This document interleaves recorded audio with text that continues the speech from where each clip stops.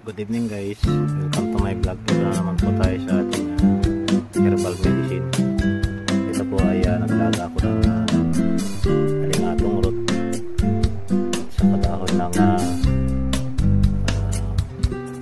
sampung o lakad-bulan sa Bicol. Ilagyan ko na rin ng 3 butil ng bawang. Ayan po guys, itsura. Ayan, atin pong iinumin para tanggal ang ating sakit. Maraming sakit ang nagagamot nito guys. Ayan, may dahon ng lakad-bulan o kaya sampung.